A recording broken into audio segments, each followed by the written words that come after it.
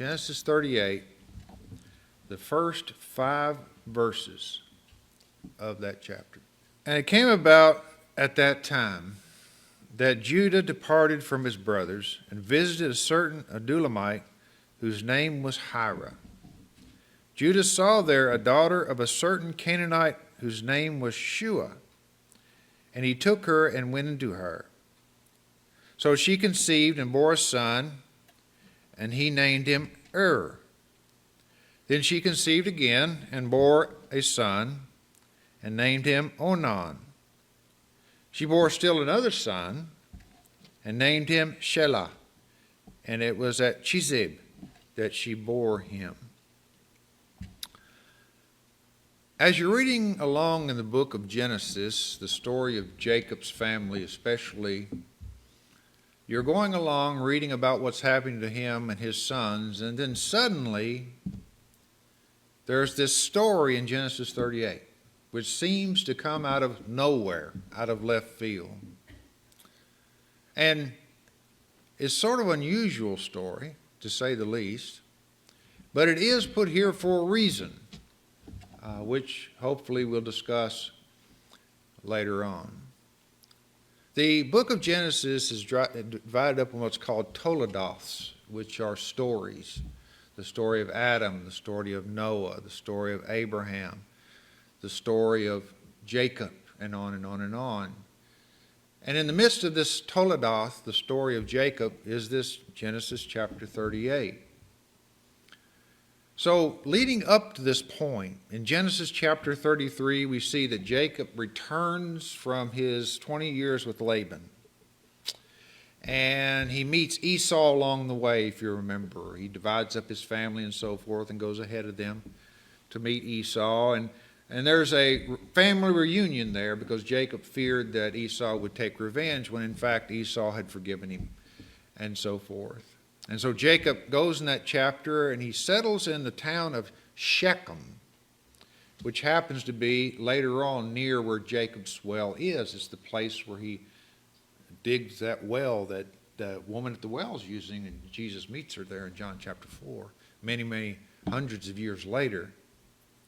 In Genesis 34, we see the story of Dinah and Shechem and Simeon and Levi. It's when Dinah goes to this city and she is treated in not the way she needs to be treated. Shechem took her, and then Simeon and Levi take revenge on that city and kill all the men and then take all their livestock and all the women and children. And Jacob tells Simeon and Levi, says, "You've made the people of the land odious to me, that you have taken revenge upon yourself." In Genesis 35, we see that Jacob removes from Shechem and he moves there to Bethel. And it is there, once again, God tells him the second time that his name is not Jacob, but it is Israel. And there he gives Jacob the land promise, that this land that you are sojourning in right now, that will be your descendants' land, the land of Canaan, if you will. He has everybody put away the household idols there. And it is there that Rachel gives birth to Benjamin, and then she passes away, and it basically dies in childbirth, giving birth to Rachel.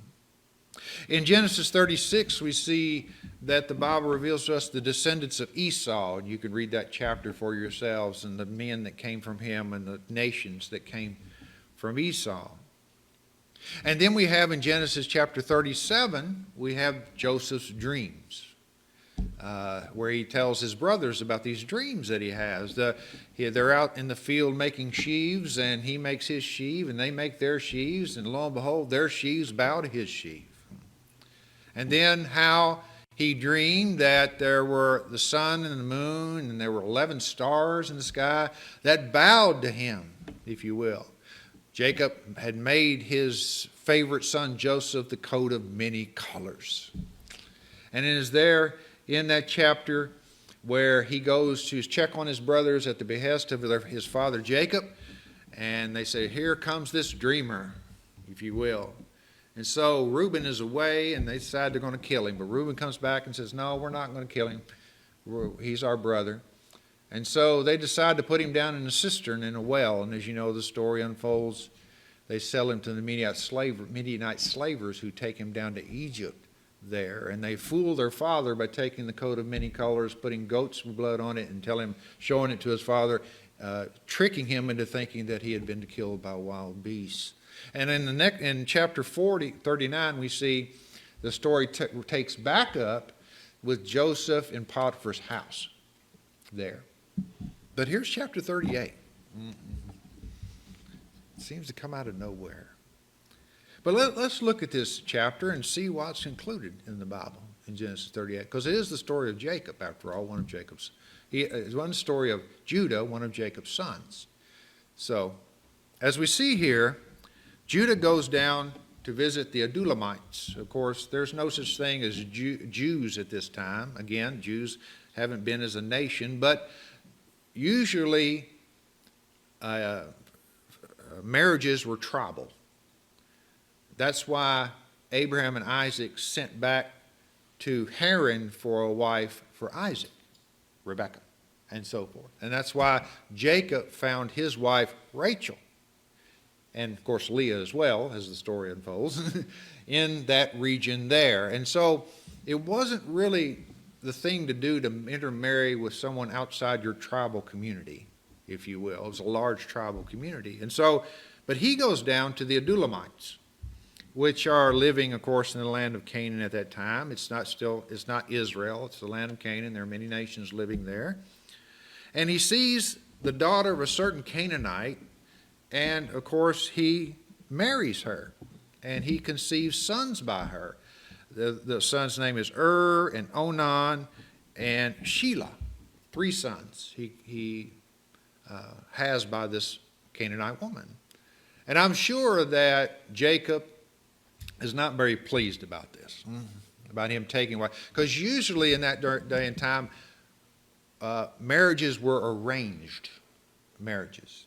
But you're going to see that Jacob is going to find a wife for but he just found a wife for himself. So it seems like it's implying in the story that Judah is doing something that really Jacob doesn't approve of by taking a wife from the Adulamites. But he does have 3 sons. And so we see here in verse 6 that Judah is going to find a wife for his son his oldest son. So notice here in verse 6. Now Judah took a wife for his firstborn, and her name was Tamar. But Judah's firstborn, was evil in the sight of the Lord, so the Lord took his life. Then Judah said to Onan, "Go unto your brother's wife, and perform your duty as a brother-in-law to her, and raise up offspring for your brother." Onan knew that the offspring would not be as his, so when he went into his brother's wife, he wasted his seed on the ground in order to not give offspring to his brother. But what he did was displeasing in the sight of the Lord, so he took his life also. So everything's not happening to exactly the way Judah wants it to happen, if you will. He finds this lady called Tamar, and as the story unfolds, it seems like that she is a God-fearing woman, that she's not a pagan, if you will, her name and the circumstances that are going on. So he finds a woman that's a God-fearing woman to be Er's wife. And so it says plainly in verse 7 that he was an evil man, and because he was so evil, what did God do? Took his life. He took his life. We don't know what the circumstances were. We don't know what he had been doing. But evidently he had been so bad that the Lord took his life. And then we see here in verse 8 that, wait for Onan. I'll give you to Onan so you can raise children to if you will. Through Onan, if you will. This is what's called the Levirate marriage, Levirite. This has nothing to do with the tribe of Levi. It's a similar spelling, but has nothing to do with the tribe of Levi. A Levirate marriage was a custom, as you know, and actually a protection, because what you would do in these tribal communities is that you would raise children to the dead husband. The reason for that is so the woman could be protected, and that she and her children would have a heritage, and she would have children to take care of her. And so even though it's something that they practice that probably God didn't approve of, if you will, but later on he does, in the fact that it's incorporated into the law of Moses, that it was a protection for her, because if her husband died, she was basically on her own in that day and time. It's not like today. I mean, she would have been totally in dire straits. And so it's kind of a protective social mode here. And so, but the thing was that any children Onan had through her would be Er's children. Now, even in their culture, the eldest son got the greater portion of the inheritance. So, any sons that she had by Onan that were Er's would get the greater portion of the heritage, and Onan and Shelah would not. And so, as he says that he knew in verse 9 the offspring would not be his, that any children that he had would be Er's, and so he did not allow her to become pregnant. Knowing that if she didn't have any children, then he would get the larger portion of the inheritance since was dead. And so, because of this act, God also, notice here, it was displeasing in the sight of the Lord, and he took his life. Now you've got this youngest son, Shelah. Don't know how old he is, but he's not old enough to marry. And so notice here in verse 11. Then Judah said to his daughter-in-law Tamar, "Remain a widow in your father's house until my son Shelah grows up." For he thought, and he's not being honest here. Judah's not being honest here. And this was the thought he had. "I'm afraid that he too may die like his brothers." So Tamar went and lived in her father's house. He basically lied to Tamar. He said, "Go home, live with your father and mother, and then when Shelah grows up, then you can have children to through Shelah, my son." And evidently from Scripture, that was a lie. He was deceiving her there. And so as the story unfolds here, Tamar is there. Tamar is connected to Judah's family still. Was her husband, he's dead. Onan was given to her, he's dead. Shelah was supposed to be given to her, now Judah's not going to go through with the bargain. And so she comes up with a plan. She comes up with a plan. Notice here, beginning of verse 12. "Now, after a considerable time, Shua's daughter, the wife of Judah, died." So Judah's wife dies. Okay, so she's out of the picture. Judah's wife dies, the mother of the three sons. "And when the time of mourning was ended," which was usually several weeks, "Judah went up to his sheep shearers at Timnah, he and his friend Hira the Adulamite." Remember Hira from verse 1. They're buddies. So he goes up to the sheep shearing festival, if you want to put it, to shear sheep. All the shepherds will get together and help one another in shearing all these massive amounts of sheep, if you will. And you know what goes on in situations like that when you get a bunch of men together off somewhere. A lot of things happen that shouldn't happen, besides sheep shearing. So they go up to this place for the sheep shearing. So Tamar gets wind of it. Notice here in verse 13.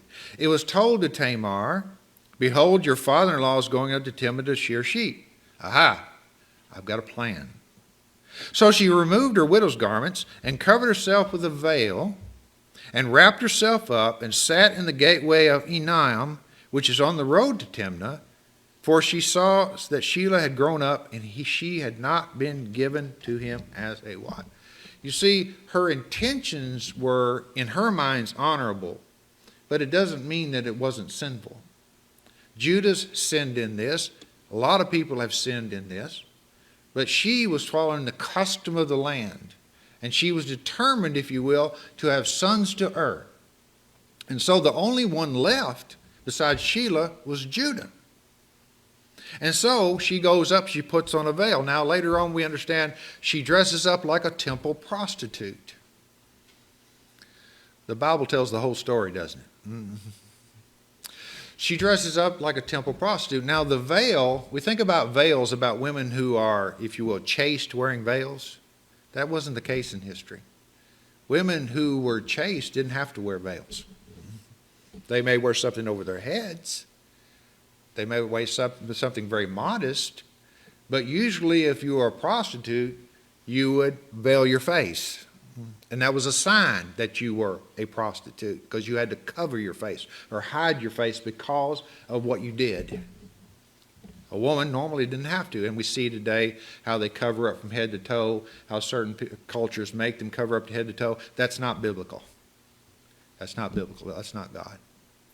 So anyway, she wraps herself and she dresses up as a prostitute. She sits down by the gate. Verse 15. When Judah saw her, he thought she was a harlot because of the way she was dressed, a temple prostitute. For she had covered her face, the sign, right, that she was a prostitute. So he turned aside to her. Now what should Judah have done at that point? Kept on walking, right? But Tamar knew something about Judah, didn't she? So he turned aside to her by the road and said, "Here now, let me come into you." For he did not know that she was his daughter-in-law. And she said, "What will you give me that you may come into me? What's the payment?" He says in verse 17, "I will send you a young goat from the flock." She said, "Moreover, will you give a pledge until you send it?" He said, "What pledge shall I give you?" And she said, "Your seal, your cord, your staff, that is in your hand." So he gave them to her and went into her, and she conceived by him. So what's the payment for me going into you as a prostitute? Well, a young goat. You bring it back. Well, how do I know you're going to bring it back? You're going to have to give me a pledge. Give me something that I have a guarantee you're going to bring it to me. What do you want? She asked from him the three most personal items that he could give up to identify him as Judah. First of all, his seal. This was usually a signet ring that they would seal documents with, usually with wax and heat, and it would be his seal and signet. It was the cord, the sash that went around his waist, which was made for the individual to identify them as a patriarch of the family. And it was his staff, who would be his personal staff, that he would carry, that everyone would look at and say, "That's Judah's staff. He's had that forever." Can you imagine giving that up as a pledge? But he did. He did give it up. And so she conceived by him. And so here she is. So now, get down here, beginning at verse 19. Then she arose and departed, removed her veil, and put on her widow's garments. When Judah sent the young goat by his friend, the Adulamite, to receive the pledge from the woman's hand, he could not find her. She's pretty smart, isn't she?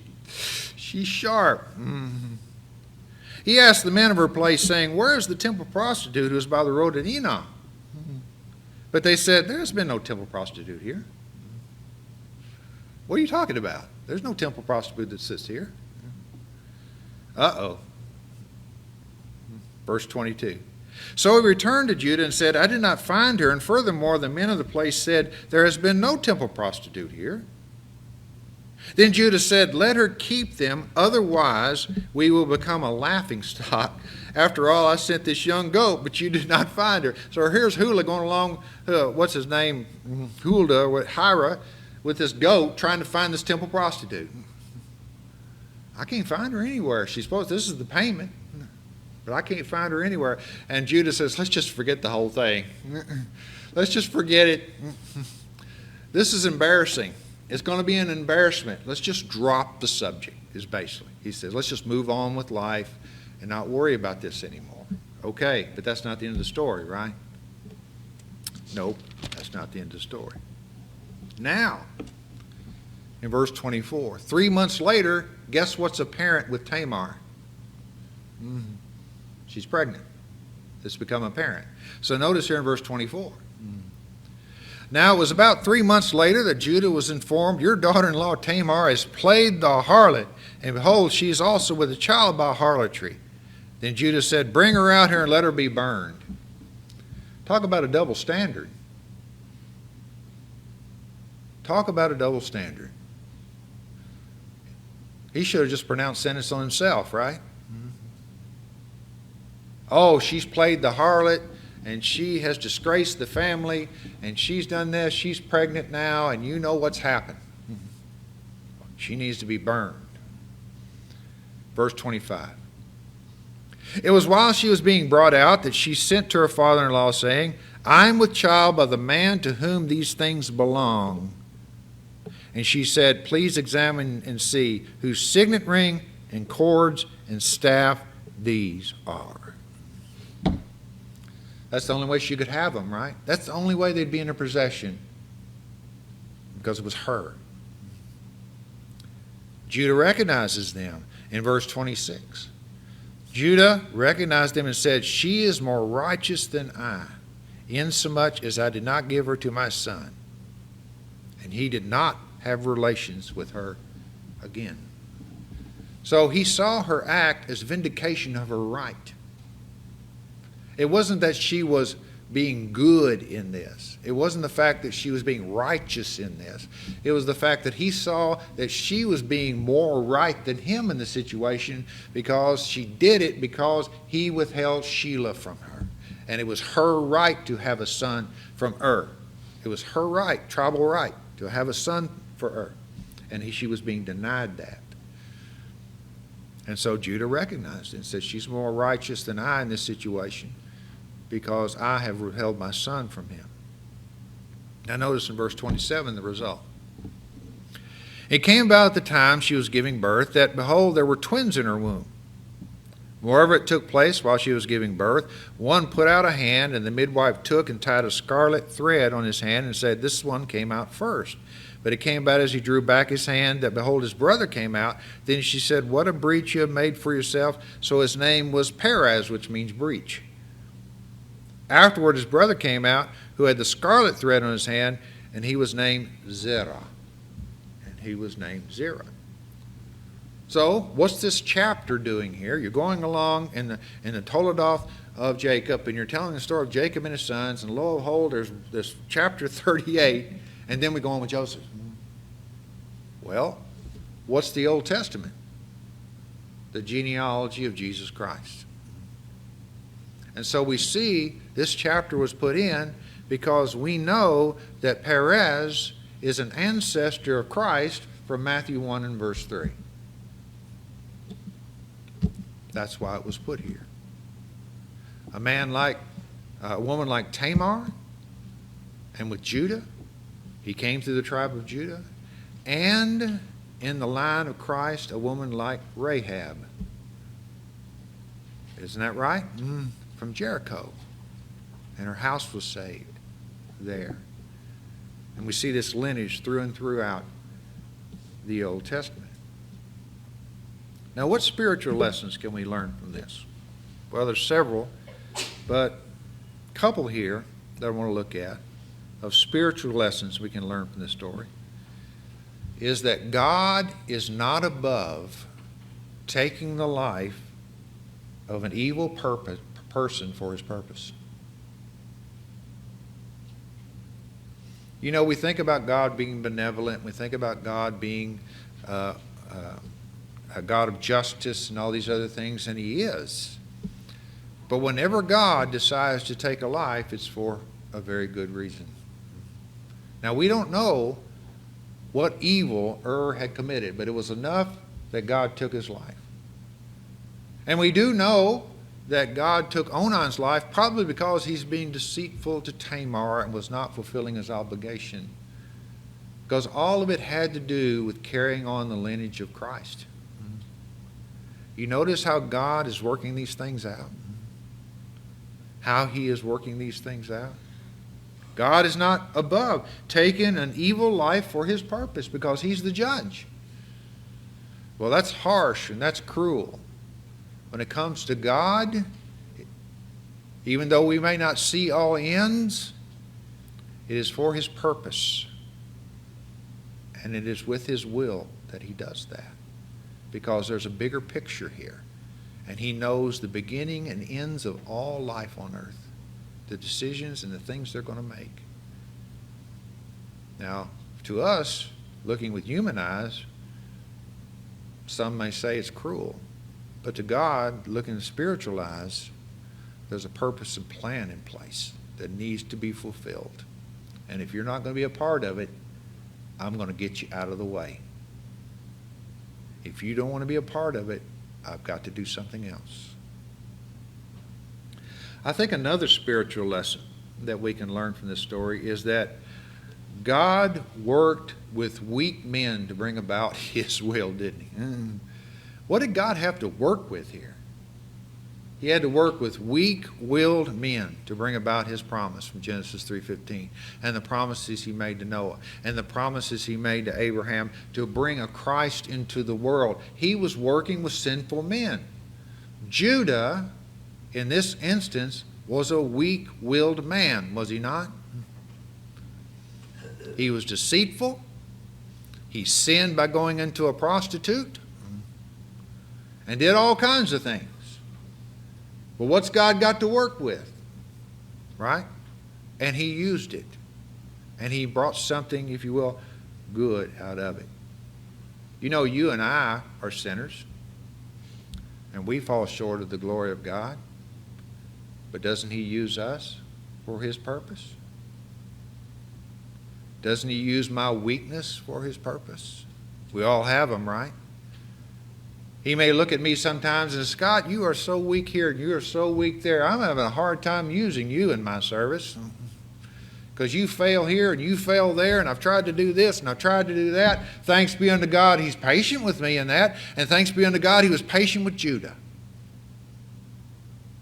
Because we're all weak and sinful, and that's what God's got to work with. But He can bring those things about. Leads to number 3. The third spiritual lesson I think we can learn from this story is that even sinful acts, God can bring a ray of hope. Even sinful acts, God can bring a ray of hope. Remember, David, Bathsheba, Solomon. Sinful act. He brought about Solomon to be king, did he not? And in this story, the sinful acts of Judah and the sinful acts of Tamar, what did he bring out of this? Perez. God uses sinful acts, and He can bring a ray of hope out of those things. Even in sinful acts that turn people around to hit rock bottom and realize what they really need in life. And that's God, to bring out a ray of hope in the most dark places. God can do that. God can turn darkness to light. Again, what has He got to work with, right? What has He got to work with? I think a fourth spiritual lesson is that God's Word tells the whole story. You know, if somebody would just write the Old Testament and come up with these stories and all these other things that are in there, if you will, and decide to make a story out of it and about Christ and all these other things, they would be heroes and conquerors and always doing good and always doing right? Like the stories of old, like the conquerors of old, if you will. But God tells the whole story, good and bad. Reading the Old and the New Testament, if you will. In the Old, we see the bad here in Genesis 38. We see the bad in the fact that Moses struck the rock, right? We see the bad in the fact that David went into the tabernacle and he ate the showbread that he shouldn't have eaten, even though he is the one that God gave the promises to, that through him his throne would last forever. Really? Mm-hmm. We see in the Gospels how Peter denies the Lord 3 times. Low point, right? Peter's a great hero. No, not all the time. By the fire, he denied the Lord 3 times. And even we see when Paul reprimanded Peter in the book of Galatians for shunning the Gentiles, if you will. And so God tells the whole story. If God told the story of our life, what would he tell? He'd tell my high points and my low points. That's what he would write in the book. This is what Scott's about. And this is Scott's life. And these are the things that he did. And these are the high points. This is the boring part, which is most of it. This is the high points. This is the boring part. And here's where he's failed me. That's what God would write. In my book, would he write about you, honestly? Yes. Why? Because God is an honest God. He doesn't hide things. He doesn't sugarcoat. And Judah, who Christ is going to come through, the star, if you will, that comes out of Judah, was not exactly the most righteous man there ever was. He wasn't a Noah, per se, even though Noah got drunk. He wasn't a Job and he wasn't a Daniel. But he was enough to where, hey, you make mistakes, but I can lift you up. I can lift you up. So tonight, if there's anyone here who, as far as help, concern, prayers, or whatever you need those things, please let that be made known, because every one of us are weak. Every one of us have a weak point. Every one of us fail at times, especially God. And God knows those weaknesses. He knows where I fall short. He knows where I need help.